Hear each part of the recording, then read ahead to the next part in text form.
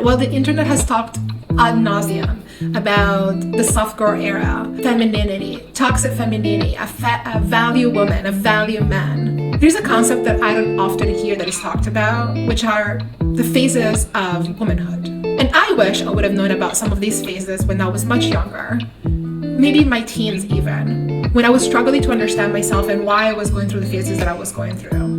And as we know, research about women is comparatively underfunded versus men. But today, I want to focus about some of the phases of womanhood. And in order to do so, I need to introduce you to someone. Almost any time women do something that's really extravagant, big like this, it's historic. I felt utter faith in writing with Maya and with Tony, that somehow they would come together and we would put forth our experiences of what it really meant to live as a woman in this lifetime, in this past century, in this present form. Something that would be in the realm of what we call in Spanish el duende, which is a universal experience that each person can understand easily because everyone has had a portion of it in some way. So I'm sure now you have at least two questions. One, who is she? And two, is she talking about Toni Morrison and Maya Angelou? Yes, she is. Let's answer the first one now. So this is Clarissa Pinkola Estes. She's an American poet, psychoanalyst, and post-trauma specialist who was raised in now rarely vanished oral and ethnic tradition. She's a first-generation American who grew up in a rural village, population 600, near the Great Lakes. She's a Midwesterner, and I believe she still lives in the Midwest. Clarissa is amazing, and I read a ton of her books, including Women Who Run with Wolves and The Late Bloomer. And in her content, she describes womanhood at length and some of the phases that women go through. What are the 4 phases of womanhood? Quick disclosure, when Clarissa described the phases of womanhood, she doesn't give like a specific outline for them, but some of the things can be implied by her writing and her content and are my own interpretation as well. The first phase is the call to adventure. This phase involves recognizing the steering within oneself for growth, change, or the pursuit of a long-held dream or new discovery. It's about hearing and responding to inner call for adventure and depth in one journey. Do you remember the time when you were so young and you just wanted to live the world out loud? You were curious about everything smelled amazing. You wanted to discover the world. Maybe it was your dream to travel. Maybe it was your dream to spend a lot of time in the forest or in the woods. Kind of the call to adventure is that feeling inside of us that calls us towards something. In this phase, women are actually highly susceptible to other people's influences, about what their guy friends like, and try to adopt or get curious about all of the spaces. The second phase is called the quest. And the quest is that phase that happens after acknowledging the call. And this phase is characterized by the actual journey. It involves facing challenges, navigating obstacles, and seeking out the knowledge, experiences, or transformation necessary for growth. This is a time of learning, struggle, and often significant personal development. I've experienced this phase myself. I frequented different group of friends. I often took on some of the personalities or habits from that group. And then I had to go through my own internal struggle to decide whether those were good for me or not good for me. I had to define how to set boundaries, how to say no, and how to say hell yes when it was necessary. During the quest, there's also a touch of self-discovery that is in a way subconscious and quite superficial because it is almost reactive. It is as if we see a shiny object during the call, we run toward that, and all of a sudden, once we're faced with the object, we realize that we really did not think that was what it actually was going to be.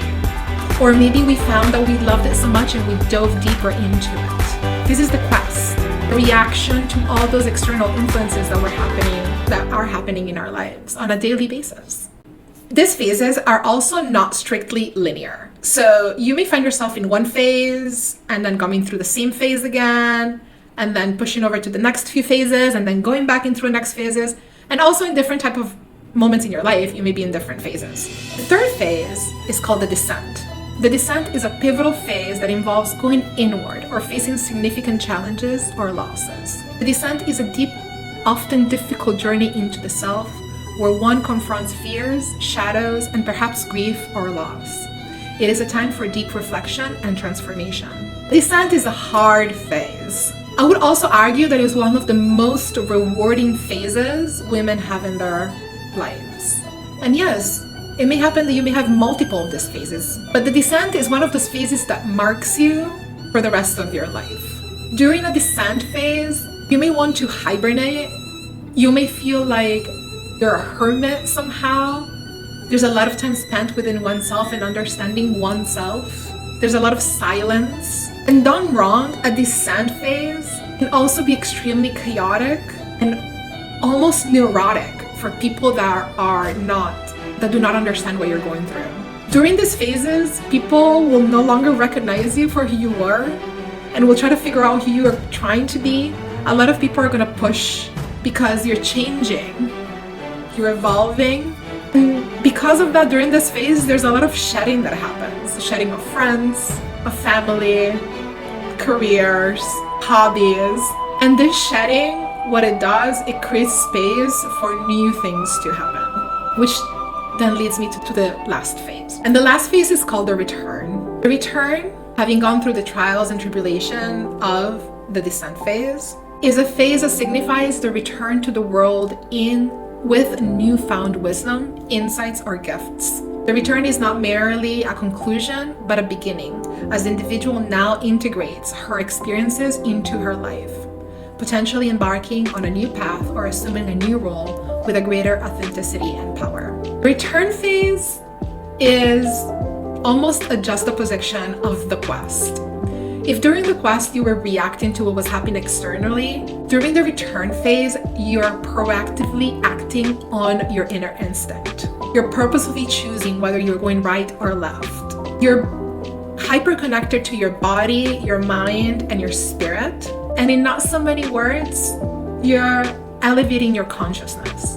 This phase, the return phase, is ironic because it signifies a return to oneself. But most often than not, women will not go back to what it was or what they had or the past, if you know what I mean. They actually spring forward in a way that is most connected and purposeful to oneself.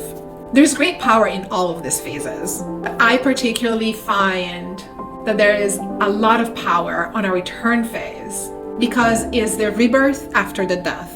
And when a woman reaches the return phase, because by the way, she has to choose to reach those phases and work through those, that's when generation changes happen, societal changes happen.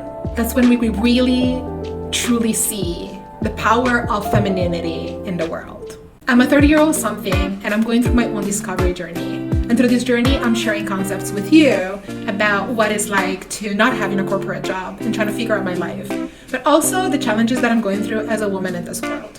So it's never too late to embark on a journey of womanhood phases. And I hope this video helps you understand yourself better, the women in your life better, and creates more opportunity of positive conversation about women and our nature. If you enjoyed this video, you know what to do. Please subscribe. And if you do subscribe, let me know in the comments. What do you think? Which phase are you in? Which phases are the women around you in? And maybe share this video. I can help them get through those phases. And also recognizing that this is 100% completely normal and that we can support each other through all of these phases. Thank you. Until next time.